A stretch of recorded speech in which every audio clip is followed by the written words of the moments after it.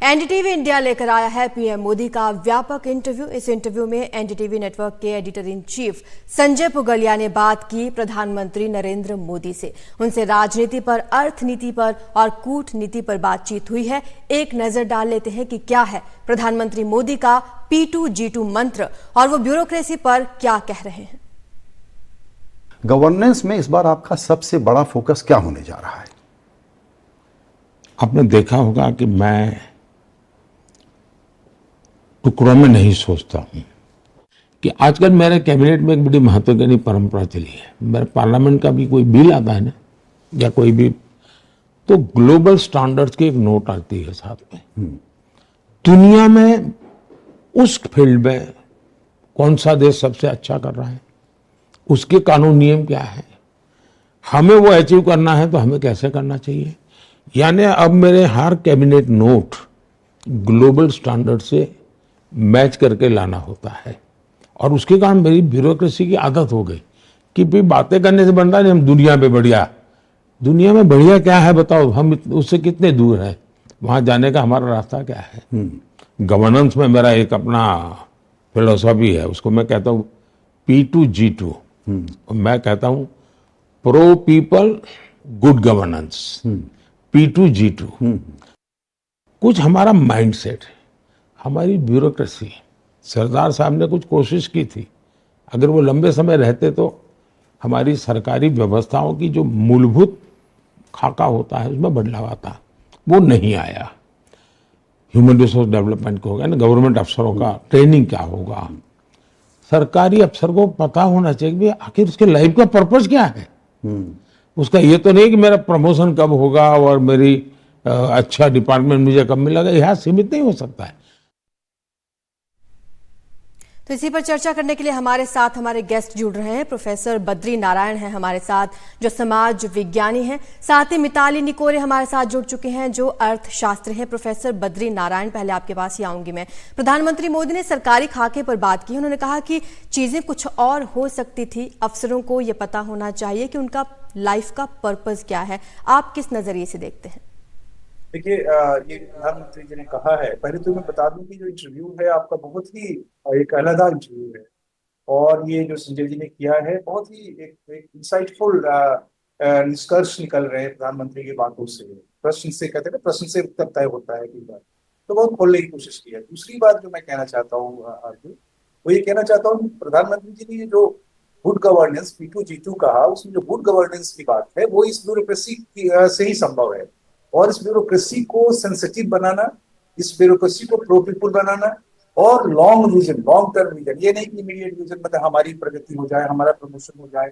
जो commitment for the nation, commitment for the development and for the long future of India, Bharat का जो लंबा दीर्घकालीन भविष्य है, जो भविष्य की सबसे पहले नरेंद्र मोदी एक पहले राजनीतिज्ञ हैं आफ्टर गांधी जिन्होंने भविष्य को कॉन्सेप्चुलाइज किया भारतीय राजनीति।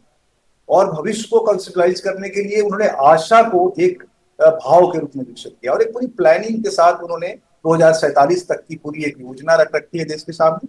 और आगे का भी एक लंबा फ्यूचर हो, तो 1000 साल की भारत की बात करते हैं, जो एक लीडिंग कंट्री होगी पूरी दुनिया में, जो पूरे उसको आगे बढ़ाएगी विकास को, और सब समाज सबको लेके पूरे राष्ट्र, पूरे देश। तो उसमें ब्यूरोक्रेसी की है। तो इंडियन ब्यूरोक्रेसी की जो सबसे बड़ी प्रॉब्लम थी जो वो ये थी कि वो बहुत इंसेंसिटिव अभी भी है, बहुत बड़ा उसका पोर्शन इंसेंसिटिव है। उसको एक अगर पीएम इस तरह से पुश करता है, बहुत फर्क पड़ता है और उसकी क्वालिटी में परिवर्तन होता है, और वो सारी पॉलिसीज को इम्प्लीमेंट करता है। पॉलिसीज को इम्प्लीमेंट करते समय उसके सामने चेहरा नहीं होता, लोग नहीं होते। जब तक चेहरा और लोग नहीं होगा तब तक वो इम्प्लीमेंट नहीं कर सकता। तो प्रधानमंत्री के इस फोकस के साथ और इस प्रयास के साथ मुझे लगता है कि ब्यूरोक्रेसी को ये देखना होगा कि इसके सामने के लोग कौन से हैं, चेहरा कौन से, जो समुदाय कौन से, किनके लिए काम कर रहे हैं। बहुत सारे ब्यूरोक्रेट्स को पता भी नहीं होता भारतीय समाज की जो सच्चाइयां हैं, भारतीय समाज में कितने तरह हैं, कितने तरह के लोग हैं। तो ये प्रधानमंत्री का जो pro good governance towards pro people, ये जो फिलॉसफी है वो बहुत ही बेहतर है। और मुझे लगता है कि इसको ठीक से समझा जाना चाहिए और इसको ठीक से रिस्पॉन्ड करना चाहिए। और इस इंटरव्यू से बहुत सारी बातें खुली हैं जो शायद और जगह दिखाई नहीं पड़ती।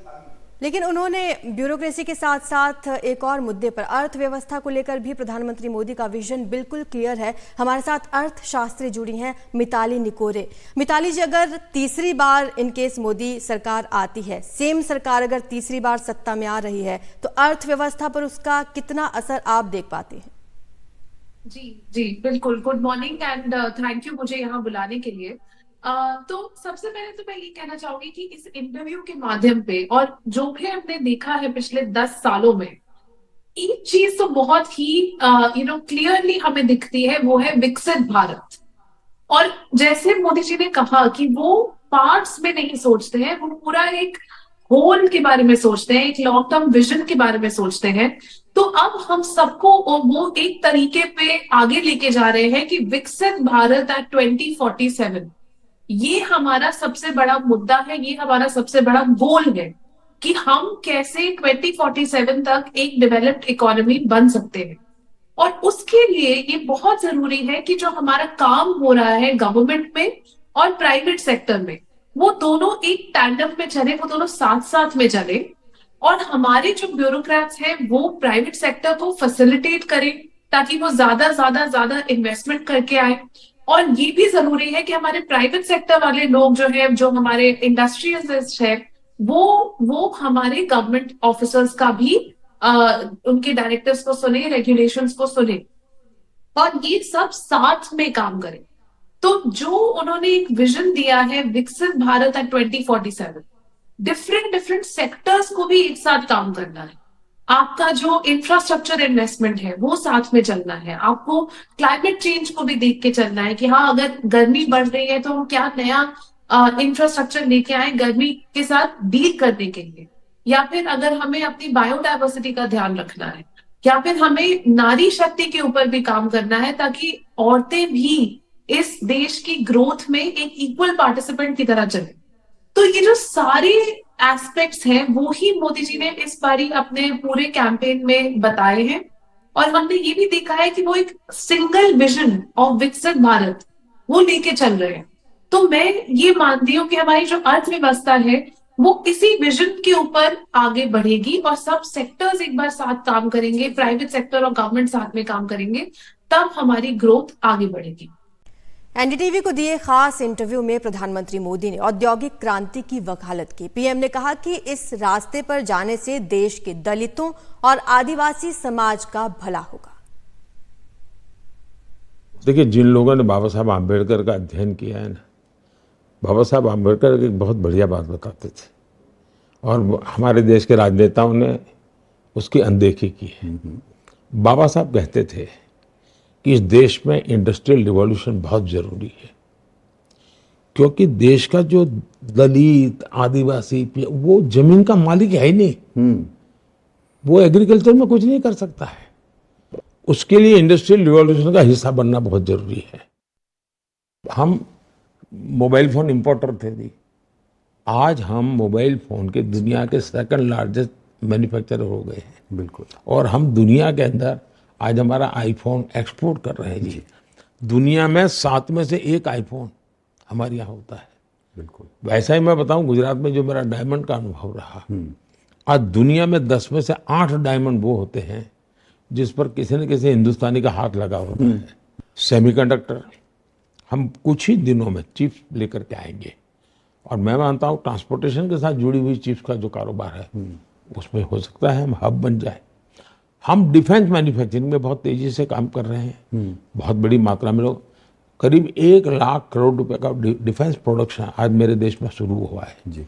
करीब 21,000 करोड़ का डिफेंस एक्सपोर्ट हुआ है। अगर मुझे राज्यों का सहयोग मिल गया तब तो मैं मानता हूं दुनिया में से कोई व्यक्ति भारत के सिवा कहीं नहीं जाएगा जी। यूपीए सरकार जब थी, फिस्कल डेफिसिट ना उन्होंने स्वीकार नहीं किया, उसका साइड इफेक्ट इतना हुआ जी। और जहाँ फिस्कल डेफिसिट का वो आप यानी एक प्रकार से उसको मैं मानता हूँ रिलीजियसली फॉलो करना चाहिए। अच्छा, दूसरा मैंने देखा है कि जैसे जैसे जैसे टैक्सेशन आप कम करोगे आपका रेवेन्यू बढ़ता जाएगा जी। लोग ज़्यादा, आप देखिए करीब डबल लोग हमारे इनकम टैक्स भरने वालों की संख्या हो रही है। जीएसटी रजिस्ट्रेशन में बहुत बड़ी संख्या बढ़ रही है। चर्चा में शामिल होने के लिए हमारे साथ हैं प्रोफेसर बद्री नारायण और मिताली निकोरे। प्रोफेसर साहब, पहले आप ही से चर्चा करेंगे इस बारे में। आदिवासी और दलित जमीन के मालिक नहीं हैं, उनके लिए बहुत जरूरी है औद्योगिक क्रांति। प्रधानमंत्री मोदी की इस बात में बहुत गहराई नजर आती है। हाँ, अर्जुन एकदम सही कह रही हैं। एक प्रधानमंत्री ने बहुत ही एक अच्छे क्राफ्ट सहज संवाद में अपने बहुत बड़े दर्शन को कह दिया है। और ये दर्शन सचमुच ये गांवों का जो हमारा समाज है और जो रूरल इंडिया है, उसमें दलित और मार्जिनल्स सचमुच गरीब के मालिक हैं। उनको कहीं ना कहीं उनके विकास के लिए उनके में मोबिलिटी जरूरी है। मोबिलिटी औद्योगिक क्रांति से, इंडस्ट्रीज से, प्रोडक्शन से और टूरिज्म के अराउंड जो डेवलपमेंट हो रहा है उससे होगा। देखिए अभी ये न्यू लिबरल टाइम है, इसको हम लोग कहते हैं नव उदारवादी समय। और नव उदारवादी समय के दो मूल वो हैं, तरीके हैं। एक तो इकोनॉमी के और डेवलपमेंट के रादर, एक तो है कि आप सामाजिक जड़ता और स्टैग्नेशन और इनर्शिया को तोड़ने के लिए नए तरह के इनिशिएटिव्स लिए। उसमें एक इंडस्ट्रीज है, दूसरा जो है वो टूरिज्म। और इंडस्ट्रीज टूरिज्म में आप देख ही रही हैं, काशी, प्रयाग, अयोध्या अपने तरह से इकोनॉमी को बूस्ट कर रहे हैं। और गाँव के अगर आसपास गाँव में घूमिए आप, इलाहाबाद बनारस के आसपास, तो पैसे का आना जाना, मनी का फ्लो, मनी का स्पीड बहुत बढ़ा है। और दूसरी बात जो हुई है वो ये हुई है कि ये जो जैसे जैसे एग्रीकल्चर से या एग्रीकल्चर बेस्ड इंडस्ट्रीज आएंगी, एग्रीकल्चर का में के पूरे व्यवसाय में एक तरह का जो सप्लाई चेन बढ़ेगा, तो हमारे जो गरीब हैं, मार्जिनल्स हैं, जो खेत पे लेबरर्स के रूप में काम करते हैं, अभी पर डे उसके आधार पर वो काम करते हैं या कट्ठा भी पर और उस पर काम करते हैं। कई जगह तो उनको पैसा भी नहीं मिलता, अन्न भी नहीं मिलता, वो उनको पार्टिसिपेशन मिलेगा। और अब बाबा साहब अम्बेडकर सचमुच ये बात कहते थे, दो बात कहते थे। एक तो कहते थे माइग्रेशन बहुत जरूरी, यानी गरीबों को और दलितों के लिए वो गाँव से शहर की तरफ आए। और दूसरा ये है कि गांव और कस्बों में ही एक इंडस्ट्रियल फ्लो बढ़े और एक कहते हैं जो अर्बनाइजेशन की प्रक्रिया तेज हो। Urbanisation not only economy but मूल्य also, value also. Mitali Nikore भी हमें सही जवाब दे पाएंगी प्रोफेसर साहब, क्योंकि अर्थव्यवस्था की बात है, अर्थशास्त्री हैं मिताली जी। देखिए, पिछले कुछ सालों में मिताली विकास हुआ है, विदेशी कंपनियों ने निवेश किया है, इस बात को दरकिनार नहीं किया जा सकता है। बिल्कुल बिल्कुल। और अगर हम ये पूरा विजन देखें जो प्राइम मिनिस्टर जिसकी बात कर रहे हैं, इसे हम इकोनॉमिक्स में कहते हैं स्ट्रक्चरल ट्रांसफॉर्मेशन। मतलब कि हमारी एक इकोनॉमी जो पहले एग्रीकल्चर से ज्यादा जुड़ी हुई रहती थी, क्या हम वहां पर ज्यादा इंडस्ट्रियल डेवलपमेंट लेकर आ सकते हैं, मैन्युफैक्चरिंग को बढ़ावा दे सकते हैं। और उन्होंने जैसे ट्रांसपोर्टेशन की भी बात करी, वो एक बहुत ही जरूरी सेक्टर है पूरे इकोनॉमी को रन करने के लिए, जिसे हम कहते हैं लॉजिस्टिक्स सेक्टर। और ये लॉजिस्टिक्स सेक्टर की वजह से ही जो हमारे एक उत्पाद है वो कंट्री के एक जगह से दूसरी जगह और एक्सपोर्ट भी लॉजिस्टिक्स की तरफ से ही होते हैं। तो ये उन्होंने जो इसके ऊपर ध्यान दिया है मैन्युफैक्चरिंग और इंडस्ट्री के ऊपर, इसीलिए पहली बार इंडिया में प्रोडक्शन लिंक्ड इंसेंटिव्स की स्कीम आई और उसके तहत ही बहुत सारे फॉरेन कंपनीज इंडिया में आ रही हैं, चाहे वो एप्पल हो, चाहे वो मैन्युफैक्चरिंग सेक्टर में हो, चाहे वो कंज्यूमर गुड्स में हो। बहुत सारी फॉरेन कंपनीज आज इंडिया में आना चाहती हैं, आ चुकी हैं और यहाँ पर मैन्युफैक्चरिंग कर रही हैं। और एक बहुत ही बड़ा सेगमेंट है, वो है इलेक्ट्रिक व्हीकल्स का सेगमेंट। और आगे शायद यही वजह है कि प्रधानमंत्री मोदी के इस विजन में और इन सब बातों में कॉन्फिडेंस नजर आता है, क्योंकि विदेशी कंपनियां लगातार भारत में निवेश कर रही हैं। शुक्रिया आप दोनों का है इस चर्चा में शामिल होने के लिए।